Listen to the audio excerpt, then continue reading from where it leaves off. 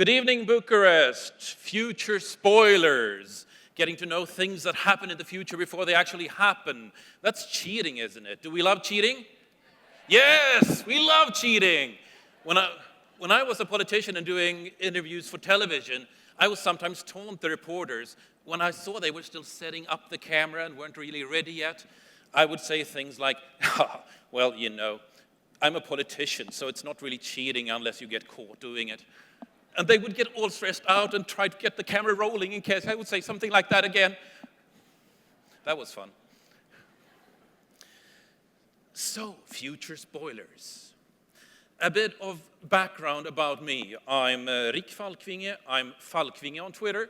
In case I say something insightful, something funny, or just plain dumb, feel free to quote me on Twitter because I love seeing my name on Twitter, especially when I say something dumb. That's funny.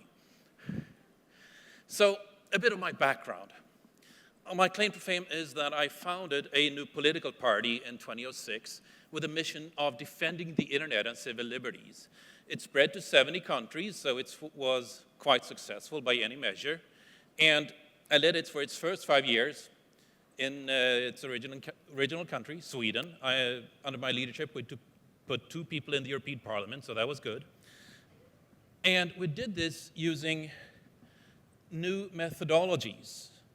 We became the biggest party in the most coveted youth demographic on less than 1% on the competition's budget. So we had 2 orders of magnitude of cost efficiency advantage. The methods we were using, we call them swarm methodologies. We were decentralizing wildly.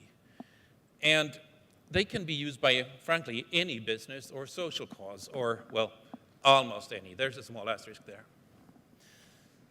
But as a result of this, I got a number of awards, like I was named the IT Person of the Year from the Swedish IT industry. Foreign Policy magazine named me one of the world's top 100 global thinkers, and people at Time magazine named me one of the world's 100 most influential people. That's quite humbling, really.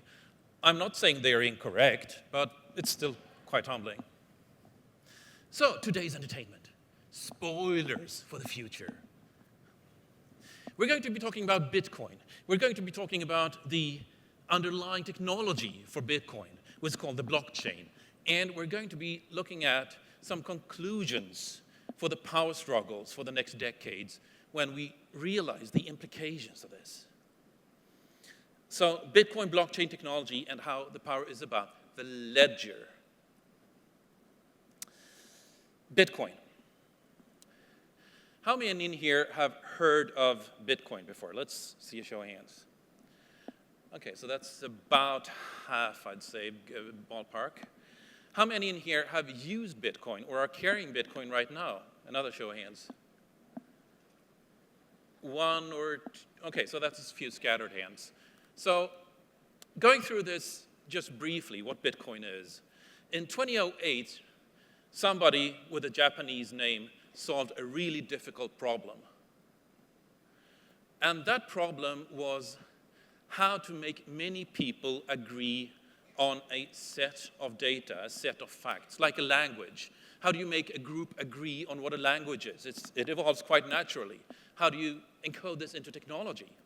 It turned out that if you can make 51% of people agree that this is the data set, then we're all good. That sounds very easy, that sounds very intuitive, but it's a really hard problem to solve in technology. And this was called blockchain technology. So what this does is it does away with the idea that you must have somebody at a central point to establish what the data is. You don't any longer need somebody to go to ask, what does this word mean, or how much does this person have in their bank account? It's all distributed. Everybody and nobody knows the entire set of data. And that has enormous implications, which we'll get back to many times in this presentation. So these crazy guys thought, hey, this is a cool technology. Let's use this to create a new form of money, which is obviously the first idea you get when you create something, right? But the deal here was that there was no central point of control, right? There's no centralized bank. Instead, there's this distributed ID, like a language. So just like a language where everybody knows the meaning of the word, this is a distributed bank where everybody participating knows every account and how much is in it. And this doesn't just work. It turns out that this actually blows banking out of the water. My first Bitcoin transaction was on a Sunday in April 2011. I sent the value of a cup of coffee, a very small amount, to a friend on the other side of the planet. They had the money instantly. Nobody was able to prevent or track this transaction or seize the funds in transit. In fact, no blockade whatsoever on the national or individual level was consulted. I didn't pay anything in fees to do this transaction. And last but not least, I didn't log on to any bank of any kind. I didn't identify myself to anybody. I sent the value of a cup of coffee. I could have sent millions, and it would still be instant and without fees. And when you look at this, I mean, the first time you use Bitcoin, it feels like you're jumping 40 years into the future.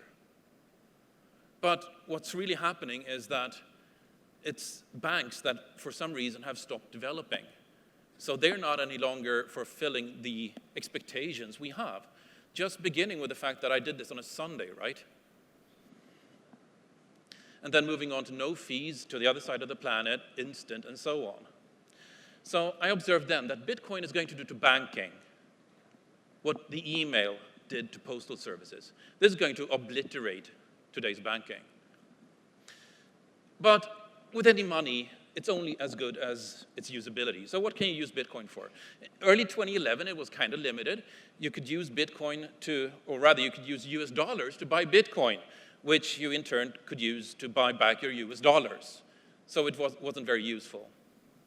You could also use it to buy weed and smoke the weed, but then again, you could do that for US dollars already, so it wasn't very useful. And then for some famous or infamous reason, you could also use Bitcoin to buy socks made from wool from alpaca animals. And that was the total you could use Bitcoin for. Things have changed a bit since then. Today there is no single good or service that you cannot buy with Bitcoin. You can't buy them from anybody, but if you're picking up something to buy, you can buy that with Bitcoin today. And notably, including from countries that are normally under financial blockade by order of the United States, like Iran or other people where you can't usually use a credit card. You can use Bitcoin there, and they are starting to take notice. But not from anybody. If we're looking at Bucharest, for instance, you can observe that there are 3 businesses in the entire central city that deal in Bitcoin. And obviously, that's not too impressive at this point. But this is going to change. It'll only be a matter of time before everybody accepts Bitcoin. And the reason for that is that the transactions are so dead simple. You see somebody bringing you a code. You scan that code with your phone. You see an amount and get an accept button. And that's it. It's simpler than a credit card transaction. And it's not just simpler than a credit card transaction. The reason this will succeed is that it's also cheaper than a credit card transaction. Much, much cheaper. Remember how I said this has no fees? Credit cards typically take 3 to 5% off every transaction. Bitcoin eliminates that, so this will succeed on purely commercial grounds. Purely commercial grounds. It roughly doubles the profit margin. It has some way to go in terms of usability, in particular with storing and keeping Bitcoin. So we can observe from past technologies that they typically take 10 years until they reach maturity. That means we can predict that this will have a breakthrough in the 2019 to 2020 timeframe, which is supported by the data set of how transaction volume is growing. So let's take a look at the blockchain technology, the underlying blockchain technology. I mean, this has been used to create a currency, right? A currency called Bitcoin. But it could be used to track any asset. Any asset. And that has enormous implications. If you can determine, if you're the central point of control and get to determine who owns what, you have an enormous power. You essentially control society. Who owns that house? Who owns that fortune? Who owns this plot of land? Today, the government does that. The government does that. And they're about to lose that ability. They're about to lose that ability. Just something as simple as passing through nation borders. You can see customs seizing valuables and people using Bitcoin are just smiling and walking straight through. There was an event on Cyprus recently where the government needed a bailout from the International Monetary Fund. But in order to get the money they needed to even get the bailout, they decided to seize and confiscate bank savings from ordinary people. They went into ordinary banks and just took a good chunk of people's money, which caused panic across Europe at the time, and because most people realized that this might happen in my country too. And it didn't take many months until politicians realized that, hey, what they did at Cyprus actually worked. We can just swoop in and take people's savings. How convenient. So this obviously had a reverberation in the Bitcoin community as well, right? If people realize that banks aren't just unnecessary, trusting banks can actually hurt you or hurt your savings. And Bitcoin strikes directly at the power of a central bank, and by extension, it strikes directly at a government's ability to regulate funds, transactions, taxation. A government can no longer see somebody's wealth or income. So where does that leave taxation? That's an open question completely today. And in the next steps, we can observe that you have tools and technologies for things like self-arbitrating contracts. Today, if you're signing a contract and you disagree, you go to a judge and the judge decides who's in the right. If the contract can do that, you don't need the judge, you don't need the court. This is Ethereum technology. In the next step, again, you have incorporation. You can issue shares. You can issue dividends with counterparty technology built on the blockchain. And you obviously ask yourself, well, what court could possibly recognize such a company? But they're not using courts. They're using self-arbitrating contracts with Ethereum technology. And the next step, again, you can use the blockchain for land registry, social services, using BitNation technology. And these technologies are actually out-competing the government's core services on its own terms. So if Bitcoin shows that we don't need a central bank, the blockchain technology asks exactly why do we need a central government? And this is not a hippie anarchist question. This is a matter of seeing that technologies in the pipeline are actually out-competing the government in the core services the government provides, which obviously has enormous, again, implications. So we can observe how the power is in the ledger, the ability to not just know, but to determine who owns what. If you control who owns what, you're essentially controlling society. And with Bitcoin and the blockchain, we've seen how money cannot be seized because everybody is in agreement on who owns what, and pointing the gun at somebody is not going to change this distributed agreement any more than pointing a gun at somebody and telling them to change the meaning of a word has an effect on a language. So let's toy with the idea of scaling that up a bit. Imagine land registry being on the blockchain in the same way. And you're bringing a bigger gun to a plot of land. You're parking a tank on a plot of land. And all of a sudden, that doesn't have an effect. Just like pointing a gun at somebody doesn't make it possible to change the meaning of a word or a bank account. This is when we're starting to realize enormous implications, right? And these are not just geek dreams. These are not just nerd dreams. I mean, it's easy to dismiss this as just a couple of computer geeks who are totally socially inept, who can't get laid if their lives depended on it, and still dreaming about a future where technology reigns, right? In 1995, these people predicted that we would socialize online much more than we would than we would over letters and phone calls. And they were laughed at. It was ridiculous. It was just geeks dreaming, right? That was in 1995. But geeks tend to see technology before most people because they deal with it and build things using it on a daily basis. So that was 20 years ago. And today, these same geeks are predicting that banks will be as obsolete then as the postal industry is today. And moving further on, in 40 years, we can observe that blockchain technology will probably have outcompeted a lot of governmental core functions.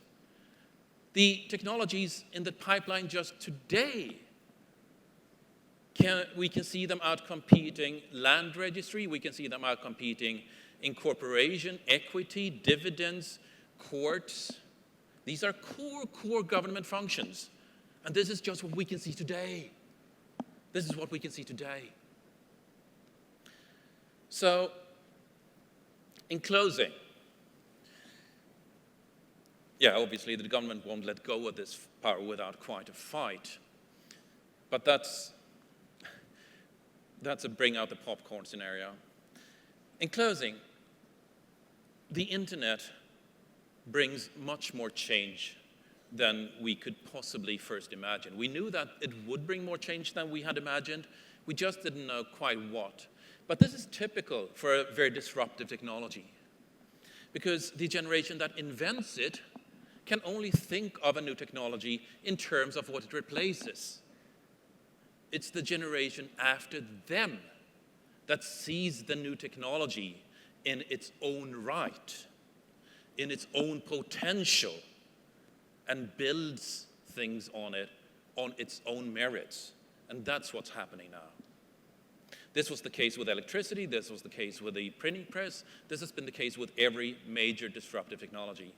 And it's now the case with the internet. So, in summary, we are learning that the internet was, when the internet arrived, you know what they said? Media said that this might compete with a fax machine. We're finally learning, I think, or people are about to learn, that the internet was something just slightly more than a glorified fax machine.